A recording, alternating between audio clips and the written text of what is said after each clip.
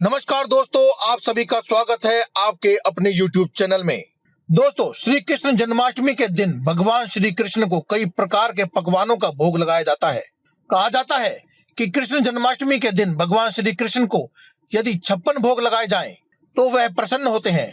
लेकिन आजकल की व्यस्त जिंदगी में 56 भोग बना पाना अत्यंत कठिन है। ऐसे में सवाल उठता है कि कृष्ण जन्माष्टमी के इस पावन मौके पर कृष्ण भगवान जी को कौन से भोग लगाए जाएं जिससे भगवान श्री कृष्ण प्रसन्न हो जाएं और आपकी सभी मनोकामनाओं को पूर्ण कर दें। आज की इस वीडियो में हम आपको 7 ऐसी चीजों के बारे में बताने वाले हैं जो कि आप भोग स्वरूप भगवान श्री कृष्ण को लगा सकते हैं और भगवान श्री कृष्ण अत्यंत प्रसन्न होकर आपके मनोवांछित फल प्रदान करेंगे और हर प्रकार की मनोकामनाओं को आपको पूर्ण कर देंगे। कृष्ण जन्माष्टमी के मौके पर यह 7 प्रकार के भोग लगाने से 56 भोग लगाने के बराबर का ही फल आपको प्राप्त होता है। श्री कृष्ण भगवान इस प्रकार से लगाए गए भोग से अत्यंत प्रसन्न होकर अपने भक्त की सभी प्रकार की मनोकामनाओं को तुरंत पूर्ण कर देते हैं।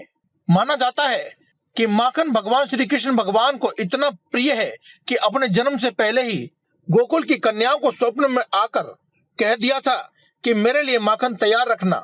भगवान श्री कृष्ण की बाल लीलाओं में कई बार ऐसे प्रसंग आए हैं जब भगवान श्री कृष्ण भगवान ने गोकुल में जगह जगह जाकर माखन चुरा कर खाया था। इसी वजह से इनका एक नाम माखन चोर भी पड़ा था। इसीलिए जन्माष्टमी के शुभ मौके पर बाल कृष्ण भगवान को माखन का भोग अवश्य लगाना चाहिए। भगवान श्री कृष्ण को माखन संग मिश्री मिलाकर खाना अत्यंत प्रिय था। शास्त्रों के अनुसार माना जाता है कि एक और 56 भोग हो और एक तरफ माखन मिश्री हो तो भगवान 56 भोग को त्याग कर माखन मिश्री का भोग लगाने अवश्य आते हैं। इसीलिए आप पूर्ण भाव से भगवान को माखन मिश्री का भोग अवश्य लगाएं। यशोदा मैया के कान्हा जी को, कृष्ण लला को चावल से बनी खीर अत्यंत प्रसन्न है। उन्हें यह इतनी पसंद है कि वे इतने प्रसन्न हो जाते हैं कि वे अपने भक्त की सभी प्रकार की मनोकामनाओं को भाववश होकर पूर्ण कर देते हैं। भगवान श्री कृष्ण को पंजीरी अत्यंत प्रिय है। भगवान श्री कृष्ण को जन्माष्टमी के दिन पंजीरी का भोग अवश्य लगाया जाता है। भगवान श्री कृष्ण को आटे की पंजीरी का भोग नहीं लगाया जाता। उन्हें धनिया की पंजीरी बहुत प्रिय होती है, इसीलिए धनिया की पंजीरी का ही भोग लगाना चाहिए। कृष्ण जन्माष्टमी के मौके पर भगवान श्री कृष्ण को पंचामृत का भोग अवश्य लगाएं। पंचामृत दूध, दही, शहद, गंगाजल और घी को मिलाकर बनाया जाता है।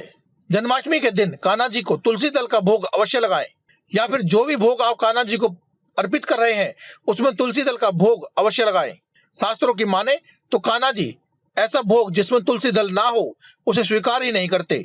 इसके अलावा कान्हा जी को तिल के लड्डुओं का भोग अवश्य लगाना चाहिए, क्योंकि कान्हा जी को तिल बहुत प्रिय होते हैं। ध्यान रहे कि कान्हा जी को केवल सफेद तिल के लड्डुओं का ही भोग लगाएं। कृष्ण जन्माष्टमी के दिन ना तो काले रंग की वस्तुओं का आप सेवन करें और ना ही कभी भगवान जी को भोग लगाएं। श्री कृष्ण जन्माष्टमी के इस पावन मौके पर जो भी भक्त भगवान श्री कृष्ण को ये 7 भोग लगाते हैं, स्वयं राधा कृष्ण उनकी सभी मनोकामनाओं को पूर्ण कर देते हैं। तो दोस्तों, आज की इस वीडियो में केवल इतना ही। कल फिर आपसे मुलाकात होगी। तब तक के लिए आप हमें दे इजाजत। धन्यवाद। कमेंट बॉक्स में लिखना ना भूलें। राधे राधे, जय श्री कृष्णा, जय माता दी, जय मां लक्ष्मी, हर हर महादेव, जय बजरंगबली।